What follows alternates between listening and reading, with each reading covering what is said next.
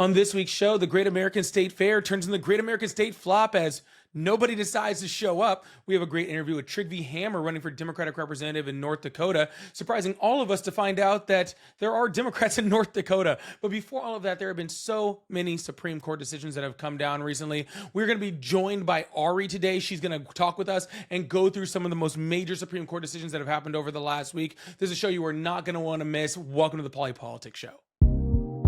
Welcome to the Polypolitics Podcast. I'm your host, Christopher Turner, where opinions are challenged and facts matter. A place for honest conversations and unfiltered perspectives. Here to talk to me about the multitude of Supreme Court decisions that have come out just recently is Ari. Now, if you guys have watched my live show from time to time, you may have seen her or heard her on the show. She is so knowledgeable when it comes to the Supreme Court and the decisions that are being made on there. We are so thankful to have her on here. Ari, thank you so much for coming to the show. Well, thanks for having me here today. Absolutely, absolutely. So there have been so many decisions. I think there's like a dozen between the last, within the last week. And unfortunately, we don't have time to dig into every single one. But there have been some really, really major ones I think that we really need to get into. And so where I want to start is with immigration. There's been three major decisions that have come down about immigration. We have the Syrian and Haitian immigrants that were on TPS. We had asylum at the southern border, and we had birthright citizenship. And of course, that's where I want to start. So talk to me about a little bit of backstory of where the birthright citizenship case came from, what the Trump administration was arguing, what the Supreme Court, said is actually going on with this. This is all in direct response to Donald Trump's day one executive order trying to limit the access of birthright citizenship. It was supposed to go into effect 30 days after he signed it, but it never had the opportunity to. It was immediately sued and put on pause. And basically what the Solicitor General tried to say to the Supreme Court was that undocumented immigrants aren't showing an intent to actually domicile within the United States, and therefore we owe them nothing. And the Supreme Court reasonably said that's not how any of this works. This is in the Constitution, right? Like this is in the 14th Amendment. Like what are we talking about here? It's explicitly in the 14th Amendment. Congress even made it codified law. So I didn't even know that. So I'm familiar with the 14th Amendment, right? All persons born within the jurisdiction thereof, right? Yep. All persons born or naturalized, in the jurisdiction thereof. I didn't know anything about a law. When was this law passed? I don't know. All right, that's fine. You don't have to know. I don't know the exact date, actually, surprisingly. Do you know? I didn't know. I didn't know. What do you know what the law is? Like what the code is? I do. It's 8 U.S. Code 1401, Section A. Specifically, it reasserts the first section of the 14th Amendment where it says, if you are born or naturalized in this country and are subject to the jurisdiction thereof, you're a citizen.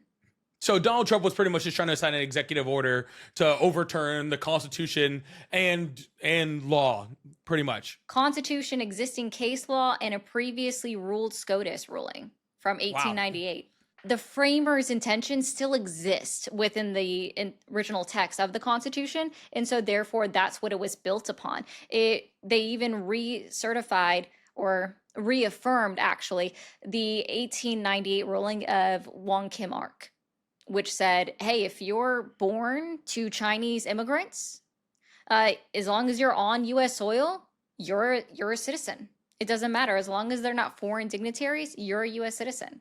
You know what really ticks me off about this ruling, and not the ruling in itself, like about the whole case in general. I mean, obviously the whole part about him trying to sign an executive order to try to just, pretty much get rid of anybody. I mean, and let's just call it what it is, right? These are primarily South and Central American brown children, right? They can say, oh, it applies to everybody, but that's who it targets. And I constantly hear people going like, oh, we're the only country that has that, which is BS, right? There's tons of countries that have Mexico has birthright citizenship. Yeah. There's so many, right?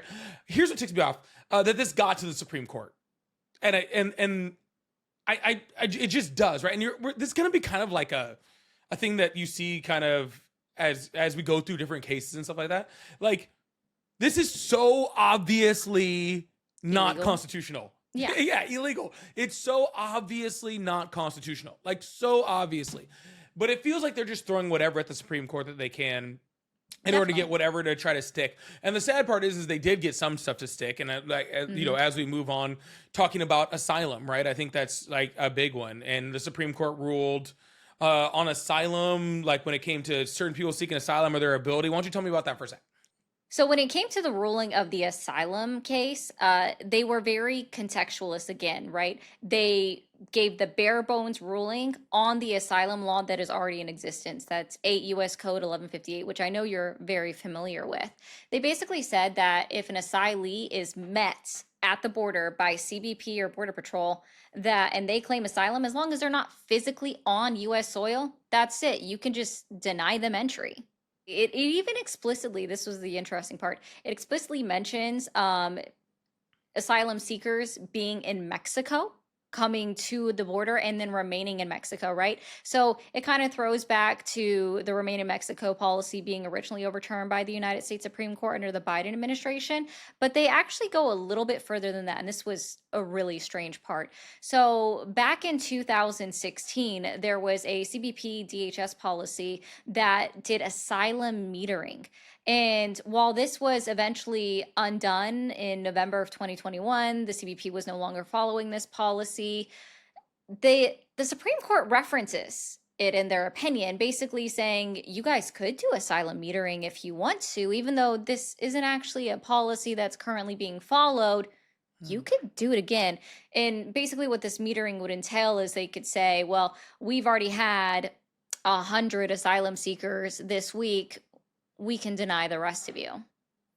And yeah, and so like the thing about metering, because I know that was done in the Obama administration too, and there's certain parts about metering that I don't have an issue with, right? Like, and it's just simply because of the border patrol, right? If there's 1,000 people that show up to seek asylum on a certain day, I think that we should be able to cut it off at a certain point and go like, hey, like come back tomorrow or next week or whatever. We need the border patrol. This is over their ability to handle this, right? Because then I think it becomes a national security issue. Not saying that we're denying their asylum. We're just saying, hey, you got to hold off for a bit so that we can continually do it. But I think my biggest fear is like during with this administration specifically, right, is that they're going to use it for all the wrong reasons, right? It's going to be nefarious in which they use it, and I don't it the see first time.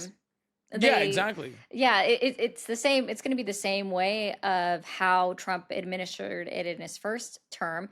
And it was probably not a bad thing that Biden did away with it, but I don't disagree with the concept of it either. The liberal justices, of course, 3 dissenting, they argued that the issue with the ruling and them mentioning metering is that they forget about the other part of 1158 where it says at whether or not at a port of entry. Yeah. So they even wrote in their dissenting opinion that asylum seekers can still claim asylum. They just need 2 feet on U.S. soil. Yeah. And that's going to potentially, my bad there, potentially encourage people to cross the border through non-ports of entry. Speaking of immigrants that Stephen Miller wants to get out, I guess he did actually succeed at a certain part, because I know on Friday there was a ruling that said Haitian and Syrian immigrants that were on TPS, and granted some of these, I think it's 14, 16 years, right, that Donald Trump could just go in and overturn their TPS, which is crazy to me because we talked about this again on a previous show, but it's about this whole argument about them like, oh, we're going to do things the right way. We're going to like, whatever. These are people who are doing things the right way and still are getting, are still having their legal status overturned. So tell us a little bit about that, Kate. The thing with TPS anyway is that while they're here within the United States, they are constantly checking in with USCIS to make sure that their status is still good, that TPS is still in effect. So this is going to widely affect the way everyone that's been here on TPS for upwards of 30 years actually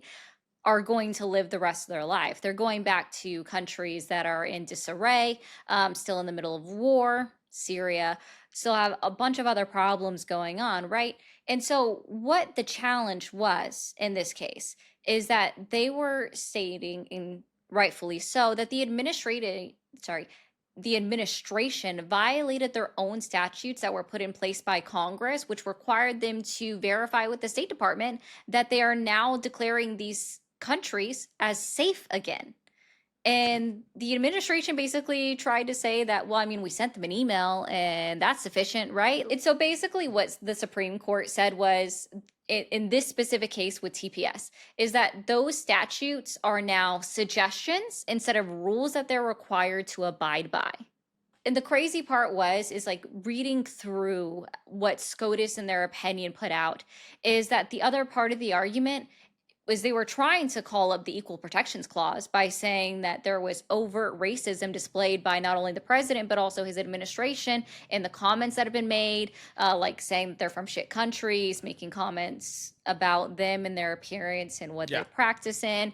And I kid you not, within the opinion of SCOTUS, they actually said that it wasn't displayed as overt racism. Now, mind you, like this took me back to like human resource training, where you're looking at overt racism versus disparate treatment and then disparate impact. And it's all about the intent. So if they want to ignore the Equal Protections Clause, which covers all three of these things, but they want to ignore the first one on overt racism, well, then they're ignoring what the disparate treatment is, and that's the intent. They purposefully made these comments about select countries covered under TPS while also making positive comments about countries such as Denmark, Norway, Sweden. Why doesn't anybody want to come in from there? But it's not overt racism, but mind you, now disparate treatment is okay. Supreme Court also ruled on two very big things.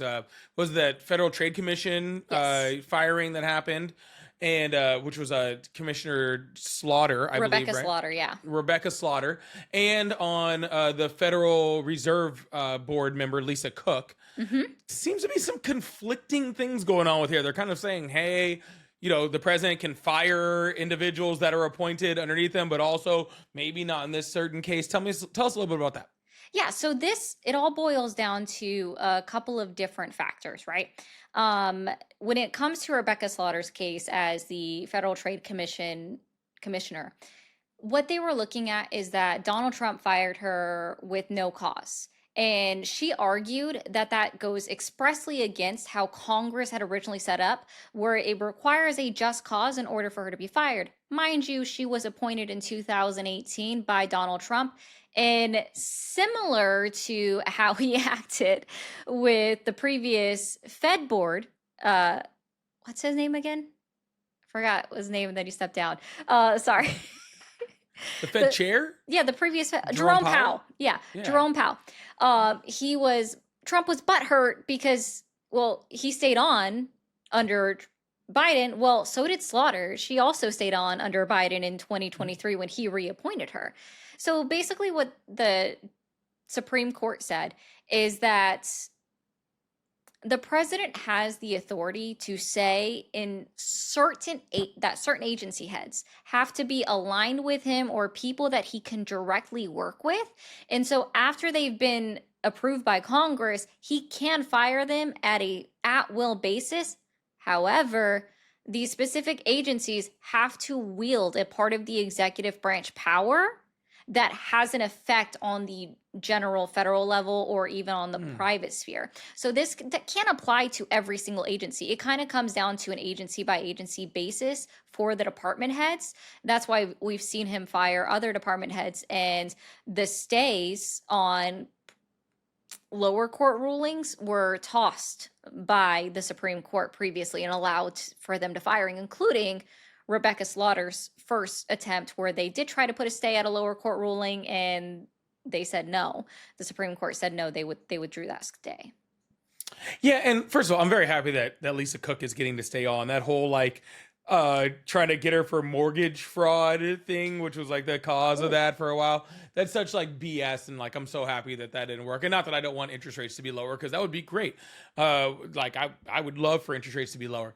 But I think the concern that I had with Lisa Cook is the same thing that concerns me with Rebecca Slaughter, right? Okay. These are independent agencies for a reason, and they're independent so that they don't get influence from the executive. Their job is to protect the American people, right? People like the FTC or other agency heads, SEC, any of those, right? Their job is to protect the American people, not protect the president. The job of the Federal Reserve is to set policy that make sure the American people are safe, whether that's increasing interest rates in order to keep inflation down and stuff like that. So it's pretty much like the Supreme Court is now saying like, well, all these other things that protect Americans, we can kind of let Donald Trump come in there and just get rid of them. and then they don't have that protection, so Donald Trump can try to enrich himself even more than he already is, because all these agencies that would be in charge of stopping that, now he can just fire anybody who doesn't let him do that. But we're going to stop this one little Federal Reserve Board thing, and so I think that's like very concerning, honestly. Well, so to be clear, this is not the end of Lisa Cook's case when it comes to her suing Donald Trump and his administration over her attempted firing. This was just a stay. So there was already a lower court that ruled she gets to stay in place, and Donald Trump is like, "Oh, woe is me, Supreme Court. Oh, I appointed, three of you. Do me a solid, like let me fire her like you did with Rebecca Slaughter." And Chief Justice Roberts expressly wrote, monetary policy should not be subject to political interference or influence. And I think that that's important, right? Because he surprisingly recognized that the federal board is recognized on the world stage, right? It determines whether countries like Japan actually wants to buy our bonds. It determines the interest rates that we set and how much return they're going to see on their investment, supposedly, on them purchasing our bonds, which funds us, right? It's also that the Fed is completely separate from even Congress and from the executive branch and from SCOTUS itself. So they operate outside of the three judicial branches of government minus the appointment. They don't even get money from Congress. The President of the United States has the ability to tell the FTC chair what policies to implement. He can't do that with the Federal Reserve Bank. Okay, yeah, sure, but it still doesn't mean that the president should just be able to go fire him. I don't care. Like I think that trade needs to stay nonpartisan, right? Like that's something that affects all, because here's what you have, and maybe in the past maybe this wasn't as big of a deal, right? Maybe in the past it wasn't as big of a deal, but specifically with a president who has shown that he does not care about trade policy, right? Like especially when it comes to president with trade policy. Honestly, he shows he doesn't even understand trade policy, because he's still saying, like, all these years later that other countries pay tariffs. Like, the dude doesn't understand trade, right? He still thinks that we need to put tariffs on to fix trade deficits. The guy doesn't understand trade. So we need professionals that understand trade to be able to filter out the idiocy of presidents. And I don't mean that just for Republican or Democrat. I mean just in general. Yeah. It's because it just gives too much power to the executive. Right? It's taking power away. It gives power to the executive, and it gives more power to the Supreme Court, honestly. And it takes power away from the legislature, which is a problem, because the legislature is supposed to be the people, right? Like, that's the whole point, is that we directly elect legislature, and they're supposed to be our voice. This is, again, another example of just taking away the voice of the people and replacing that with the voice of the president, the executive, or the Supreme Court, who aren't even elected. Well, it's actually more or less handing the agency heads to be sway to a political party or a political power in charge, right? I think that's what you're getting to.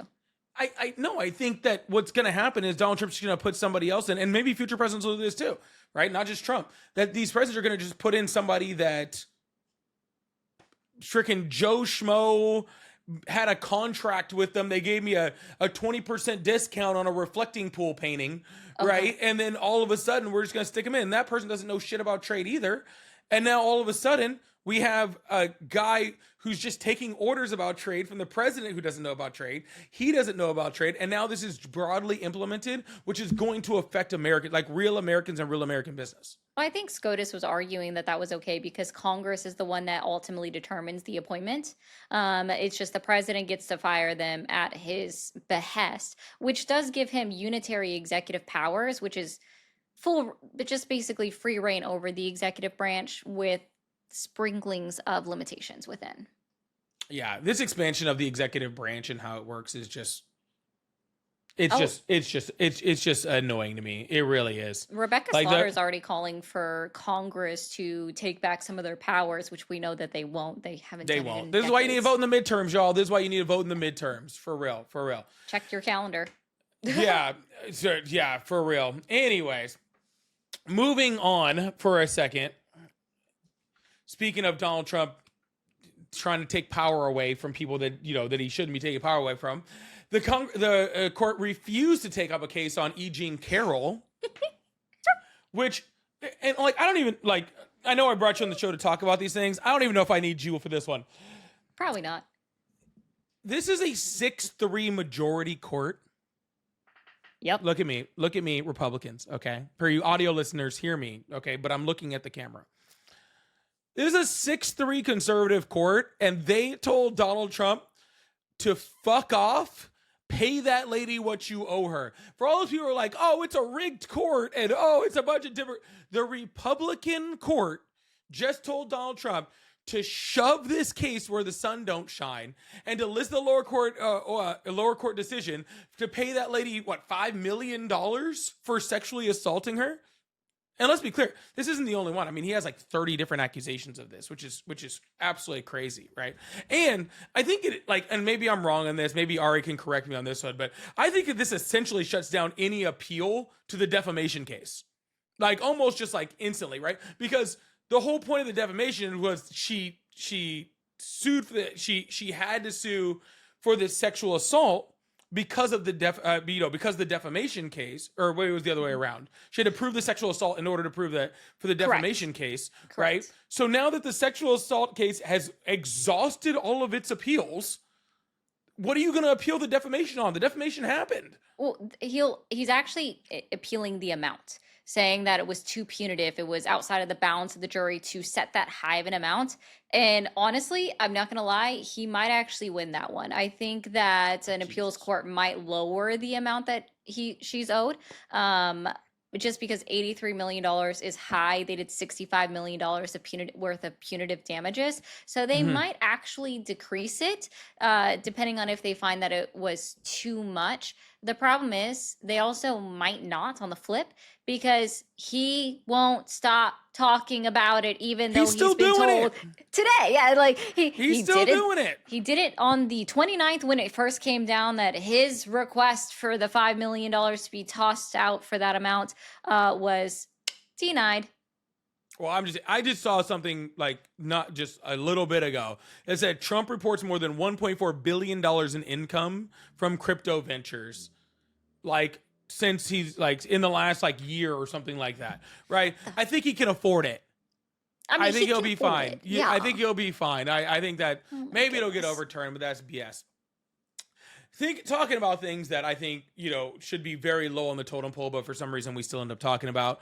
There were, I guess 2 rulings into one ruling type of thing that came out about trans athletes being banned in Idaho and West Virginia by the state. Talk a little bit about that. Yeah, so 2 transgender athletes that were assigned male at birth were challenged, and they transitioned into a woman. They both sued their respective states, West Virginia and Idaho, basically claiming that, it was a violation of the Equal Protections Clause, because that Equal Protections Clause really isn't looking out for transgender people in reality. And so basically what the Supreme Court decided, and I read Alito's concurring ruling with the holding, and it was kind of a lot. They were pointing out what are considered inherent physical differences between men and women, and they went straight back down to the biological sex. So what you were assigned with at birth based upon how you were born, which none of us have any control over our outward appearance down there. Right. And so they said, we don't really care about how HRT or puberty blockers could affect you, and if that might potentially negate any physical differences. They said that the studies on that are just disputed, and they don't care about it. They really left that to the side, even though they should have done more. And so they ruled that, nope, it follows Title IX, and it follows the Equal Protections Clause, in fact, to deny transgender women from participating in women's sports based off of what they were assigned at birth. And so this is just really hitting on a class of American citizens that aren't really, they don't do much, right? They don't affect anyone negatively, not really in the way that it's made out to be, any more than regular people do to each other on a regular basis. This is not an issue. It's not at all. It's not an issue. That's your stance on trans athletes doesn't make your grocery prices go down, right? It doesn't make your rent prices go down. It's not affecting whether your kids die at war. right? It's not affecting all these things. All you're doing is pretty much just using your vote to punch down on people that are in, in society that society sees as outliers, right? And this is nothing different than how it was for gay people, like unfortunately not that long ago, how it was for for black people at a certain point, or Chinese immigrants at a certain point, or I mean, you name it. It's just whoever the smallest group is that can't defend themselves, that's who people like Donald Trump try to attack and try to go after. And I just think it's so unfortunate that this is the type of society that we live in, that not only is this administration act like this, but that there's people in the United States that are willing to vote with this type of ideal, There are so many of them, unfortunately. But what I was going to say is that the court, luckily, did not give any express rules saying that states had to exclude transgender athletes from the other sex sports. So that actually is a good thing as far as states like California or maybe even Colorado, Washington, Oregon, what they call the blue states. As long as they don't, basically, they're just not required to set a law that says, hey, transgender women, you can't participate in women's sports. Gotcha. All right. Well, we got the last, well, I guess two rulings. Two rulings that we need to knock out before people lose interest over here. They're like, this is too much Supreme Court ruling stuff. I'm going to talk. We only got one more, y'all. Hang tight with us. But no, the campaign finance stuff. So the ruling came down about the expansion of campaign finance, about being able to donate, corporate personal funds to different parties for them to be able to expand. And there was a ruling on mail-in ballots. Why don't you tell us a little about those? Yeah, so in regards to the FEC ruling, so basically there were previously caps on how much the RNC or the DNC could dole out to the respected candidates in order for them to follow along a similar party line message ad campaign. And this ruling just threw that out of the water. There are no limits. So any corporation, let's just say SpaceX, decided to donate $10 billion to the RNC. Well, then the RNC gets to dump however much money, let's just say they want to spend on Ken Paxton's race in Texas. They could flood the zone just on one singular candidate instead of there being a cap. So now it's no hold barred on either party. Gotcha. And talk about mail-in ballots real quick.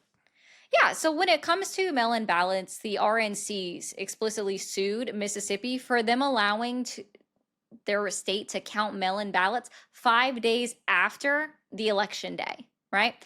And so, again, this is a very contextualist ruling, looking back at the founding fathers and the framers and how they set all of this up. Expressly, they said that election laws and election dates are delegated to the states. They're going to be the ones that know their constituents the best. So they get to set their own laws. So there is no federal interference law on what they can do when it comes to mail-in ballots, right? So they upheld, specifically just to Mississippi, state law saying that as long as a ballot is postmarked by election day, which is November 3rd this year, and it's received up to no more than 5 days after election day, the vote can be counted. If they had overturned this would have negatively impacted not just the disabled, the elderly, people that most people don't even think about, but the military who are serving. Yeah, that's what I was about to bring, because I believe this law was actually originally created for the military. I believe it was during the Civil War, if I remember, my history reminds me correctly. People being able to vote from the front lines. That's immediately. But this also would affect Republican voters. I actually kind of think maybe the court actually specifically tried to talk about this type of stuff because they realized how bad it would affect Republican voters. Because we're Republican voters a lot of times in the United States, they're in rural areas. Not all of them, of course, but the people in rural areas tend to be more Republican, right? And those people, it is a lot easier for them to vote by mailing in than to travel maybe 2 hours, 3 hours, or whatever it is to the closest voting station, depending on where they're at. And I'm not saying that affects everybody, but I am saying that that it is convenient, and elderly people tend to vote more conservative, right? Yep. There's another group of people that do that. So I think this was almost protectionist from the Supreme Court. I don't think this was like some constitutionalist argument. I think this was protectionist to a certain point, but it could be. You never know. They're not going to come out and say that, so I guess we're never going to know. They're not, yeah. Because, I mean, I think they realize that the concept of mail-in voting is being fraudulent is a boogeyman. It's not going to come up. Is the ballot going to sneak out from under the bed and attack me? Ooh. Ooh, I voted for Trump. Ah, bite my ankle. Might get you. It might get you. Well, everyone, thank you, Ari. First of all, thank you so much for being on the show. You're going to hear Ari again on this podcast. She did the interview with Trigvi Hammer out of North Dakota. So you're going to hear her in just a bit. But we'll definitely have to have you on the show again. And thank you so much for being here. All right. Of course. Thank you, Chris. The Great American State Fair turned into the Great American State Flop as nobody showed up. But Fox News was live there the entire time to tell you about how many people there actually were. Look at this as they tell you, oh, people are just all showing up. Don't worry about it. You ever in your wildest dreams think you may be doing your Sunday show from a state fair on the National Mall? How great is this? It's really something. And the weather, not the best today, but people are still coming out. People are still coming in. Listen, we need rain, so we'll take it. This one was even more crazy to me is they had part of the Marine Corps band coming to perform, and they're performing in front of absolutely no one. You can see it all behind. But guess what? Fox News all the way through this entire thing have just been there. Oh, this is the best thing ever. Trump is so amazing. This thing is great. This is the best fair ever. And just nobody is showing up there. And then for some reason, they decided to put an arch up. The Donald Trump arch that he's been talking about building, that became the entrance to this entire thing. And to zero people's surprise that follow Donald Trump at all, it's already breaking down. Look, you can actually see in this video that cracks are showing up on it. The paint is already falling off. The thing looks like it's going to fall. I mean, I wouldn't walk underneath this thing. Personally, I wouldn't walk under this thing for 2 seconds. The thing looks like it's about to crumble, all right? This is like a standing version of the reflecting pool, okay? This is what is so, I guess, annoys me so much about this entire, the UFC fight and the state fair. This is the US's 250th anniversary. This should be monumentous. This should be so amazing to actually celebrate, all right? Because in my lifetime, I'm probably not going to see 300ths, right? I'd be 90 something, and I'm sure as hell not going to show up to anything. This should be a once in a lifetime opportunity for people to be able to go and experience the 250th of the United States. But instead of being able to do that, Donald Trump has made it into a complete circus. Not even a fun circus. There's no elephants, and he's the only clown, right? So there's nothing to go to. All of the people that were supposed to perform here left, right? I'll play a video on the side for the audio listeners as you can see. They literally have a band playing, and they're just you're singing Yahweh, Yahweh with the Israeli flag just as high as the US flag. That's what American freedom is about. That this is American freedom is the Israeli flag just as high as the US flag, right? That's what America's 250th is supposed to be about. No, okay. It should be about the things that make America America, right? We should be eating hot dogs and what are those the cakes you get at fairs. Why can't I think of it? Oh my God, the ones that they spread out, you get the powdered sugar over it. Oh, I'll remember in a bit. You should be getting those, right? You should be getting giant turkey legs and listening to, I don't know, great American artists. But instead, nobody wants to go to Donald Trump's little pity party through his arches. He is not only ruining this for America's 250, but he's ruining this for Americans, just like he's ruining everyday life, just like he's ruining inflation and prices. He is a destructive force. He is whatever the opposite of Midas touches, because whatever he touches turns to absolute shit. Thank you guys so much for being here today. Stay tuned for the interview that Ari does with Trigvi Hammer out of North Dakota. Like I said, I'm surprised that there's Democrats there too. But hey, I'm happily surprised at that. Make sure you guys hit that follow button. Leave a comment. I'm trying to respond to all of the comments. And we'll see you again next week with another amazing episode. So I really appreciate y'all. Thank you guys so much for being here, all right? See you guys later. Hi, my name is Ari, and today I'm speaking to Trigvi Hammer. He is a counselor, a former teacher, a roughneck on the oil fields, a veteran of the Navy and the Marine Corps, and is running for U.S. Congress to represent North Dakota. Trigvi, welcome to the Polypolitics Show. I'm happy to be here. Awesome. Would you like to give a little brief introduction, like what you're doing here, what's prompted you to run for office in North Dakota? But, I came back to North Dakota in 2016. And in 2018, we had a Democratic senator, Senator Heidi Heitkamp. And not long before that, we had Senator Byron Dorgan, Senator Ken Conrad, and Representative Earl Pomeroy, all Democrats. But I came back here 2016, 2018. I knocked a lot of doors for Heidi. She Nice. lost. And then I went to see what was going on in my district Right. up in the north central part of the state. I went into that meeting looking to see what's going on. I came out as the chairman. So I kind of fell into that. And then I needed a third Okay. person to run in 2020. I recruited 2 candidates. So I jumped Ooh. on that third one, ran for the state legislature. Yes. In 2022, about a month before the state convention, they called me and asked me to run for PSC on the Democratic ticket. So I did that. I promised I would be back because the criticism we got was that every cycle, it was a whole new slate of names for the Democrats. Oh. Nobody really got name recognition. Nobody came back for another try. So I promised I'd be back. So last time around, I ran for U.S. House and Mhm. back to doing that again. So I never came back here intending to be in politics. I just kind of Fell into stumbled it. my way in and been here ever since. All right. Well, I mean, that definitely makes sense. And trust me, I get it. I wasn't expecting to be in politics either. And I'm over here doing podcasts and political lives. So I totally understand that. But I actually, I didn't know that North Dakota had a Democrat in U.S. Senate. Okay. That Yep. part I actually didn't know. And the name recognition, that makes a lot of sense to me as well.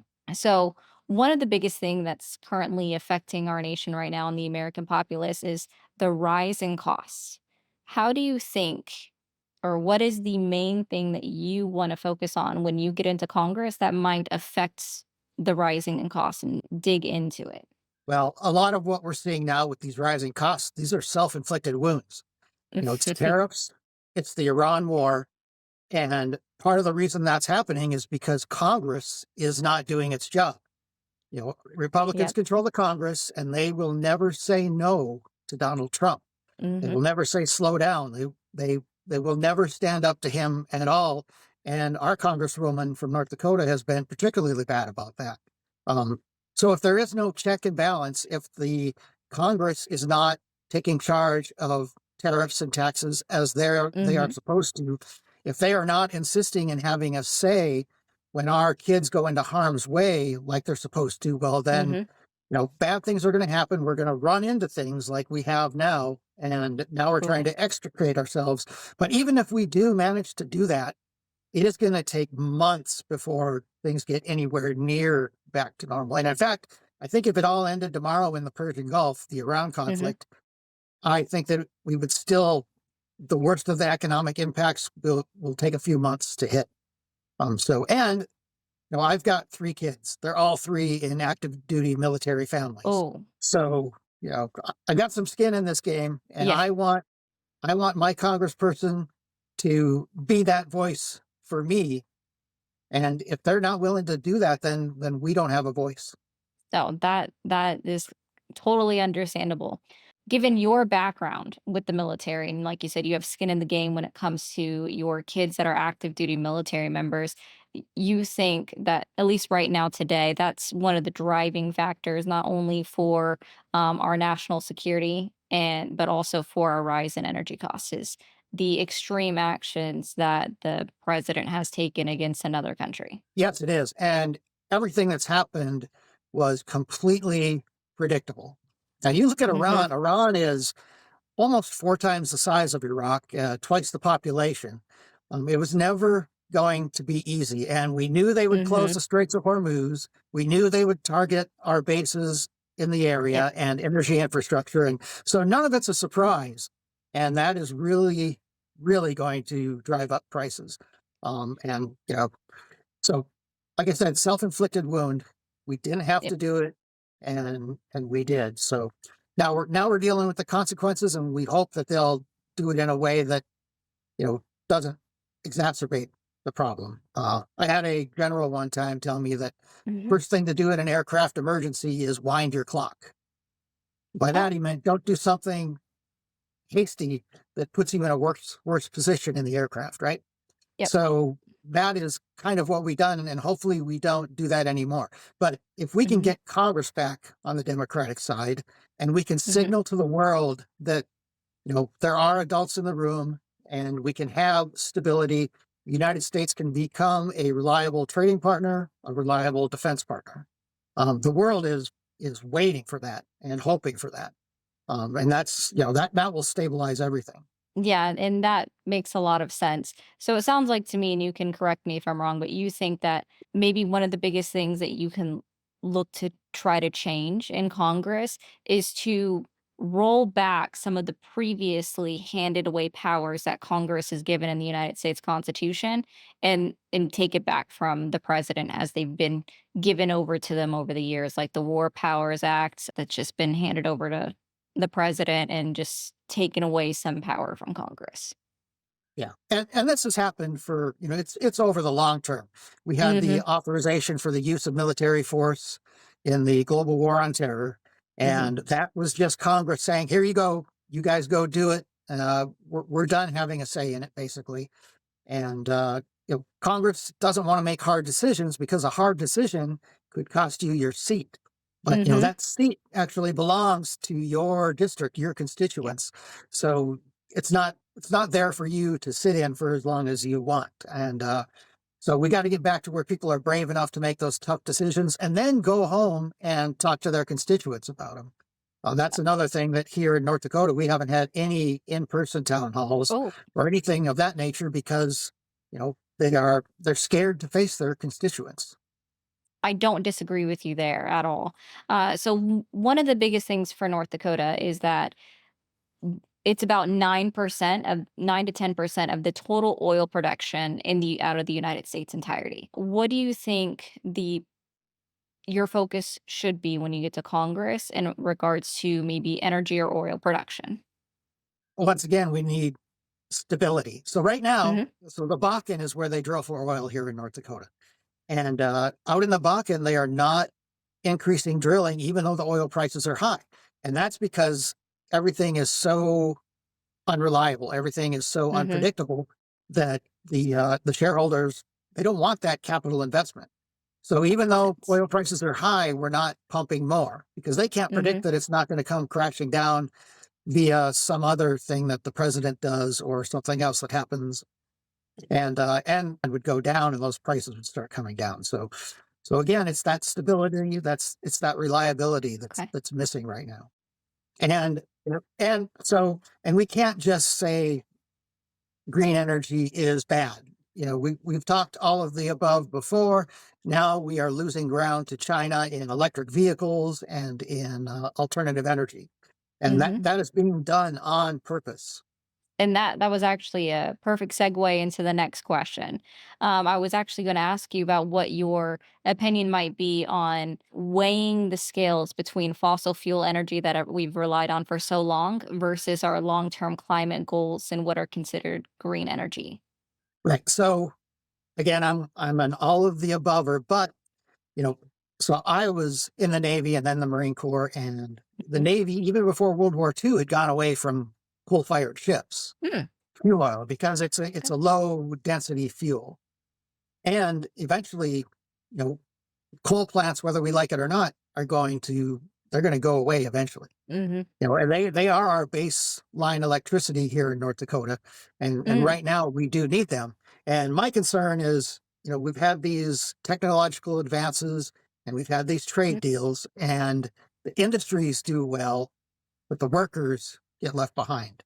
And we got to make sure that doesn't happen when we shut down coal-fired plants. We got to do this in Hmm. a way that people still have jobs, and that's that AI juggernaut that's out there too. I Hmm. mean, I've learned to code in a few different languages, just dabbled in it.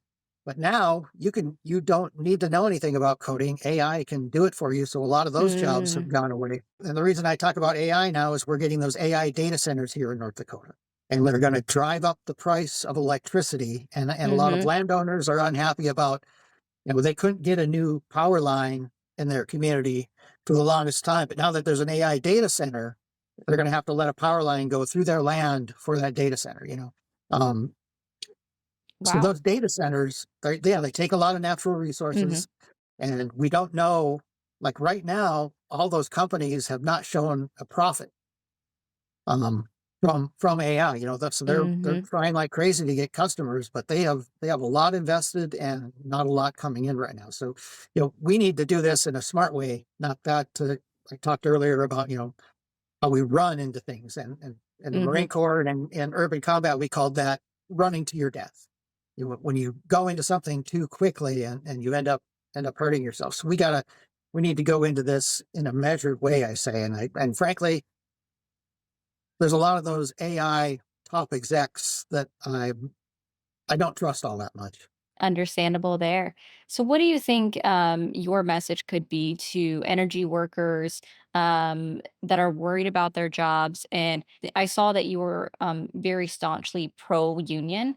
How do you think encouraging more unions to pop up or be more well known in North Dakota would assist or ease the worry that energy workers have? Well, we saw that with the Screen Actors Guild and the Writers Guild when they Hmm. had their strike. That was a lot of it was about AI and getting guarantees about Oh, AI not being their image or their likeness not being able to be okay. duplicated by AI, and the writing not being shifted over to AI. So already unions have been on the front line of that. And a lot of like in our power plants, we have electricians that are union electricians that work there. And the thing is that right now, unions are more popular than they've been in a very long time. They Hmm. have much better approval ratings than the president right now, which is a low bar, I know, but you know unions are going to be on the front lines to how this looks in the future, and they need to know Hmm. that they have people in Congress behind them. Here in North Dakota. So I went over to the Republican convention here in North Dakota. Hmm. I live across from there. I went in there and I helped a young man carry stuff in. I didn't even know he was going to the Republican convention till I Oh. asked him. And as we carried stuff in, he said to me, I'd introduced myself. He's, glad to meet you. Hmm. If Julie Fedorchak wins the primary, you've got my vote in the fall. And then so I ended up inside the Republican convention, heard that same thing over and over, got invited to a thing down in Edgeley, North Dakota, which was about these AI data centers and other issues. But so we've been talking to Republicans, and all Hmm. the incumbents in North Dakota wouldn't show up at the state Republican convention. Oh. So I was there. My opponent, most likely opponent in the fall, was not at her own party's convention, though she was in the same town 2 nights later. That's not a great look for her. Yeah. Great one for you, though. That's awesome. So in speaking on your actually going out and you meeting the Republican voters and going to the Republican convention, I in looking further into you today, I saw that you had written a Substack in 2024 in regards to cultural wars and pluralism. How do you think all of that ties back into today with everything that's going on in the media, in politics, the national headlines? How do you think that still goes into today with Donald Trump rolling us into a more isolationist country, targeting our most marginalized communities? So rural health has already been hurt, but the Medicaid cuts have not even kicked in yet, Hmm. and the SNAP work requirements have not even kicked in yet, and they are going to Hmm. make things a lot worse. And though it does give me some hope that when I went into that Republican convention and when I've talked to Republicans around the state, a lot of them, for one thing, they didn't like that our state Senate wouldn't pass a free school meals plan. Oh. They were upset about that. A lot of them, they kind of sound like Occupy Wall Street protesters. They see that big business is a big part of the problem now. They understand that all the subsidies that go to them, the corporate welfare, Hmm. well, we're letting people go hungry. They. I was surprised at how much we had in common and how we felt about those things. Okay. Because I know you had mentioned that free trade was necessary, especially with the United States partnerships like the G7. How do you think you could tackle the idea of free trade being reopened on the world scale? So when we get into Congress, we can take back that tariff power. And if Mhm. the president doesn't agree to sign that and we can't override a veto, well, then, you are not getting anything else done until we get this done. And then with the Congress in control, our trading partners can know that that we will be more predictable.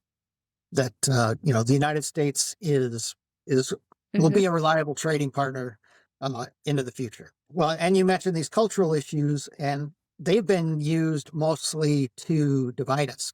And Mhm. the folks that I talk to, the Republicans, right wing Republicans, are actually getting a little tired of those issues too. They feel like it's been a distraction. So, I think things are kind of Makes coming sense. together. Okay, and I can see where you're coming from on that. So you're looking for a cohesive unit within Congress. Hopefully, at least everyone on the Democratic Party comes together and actually holds a united front, even if you have differences between each other or a certain ideological difference here or there. What do you think is something that you would actually disagree with the current Democratic Party message that's been out there to the people? I think we need to be braver about staking out positions without Mm, testing them. We need to mhm, but you look back at the Biden administration and what was happening in Gaza. They could have come out much stronger against that.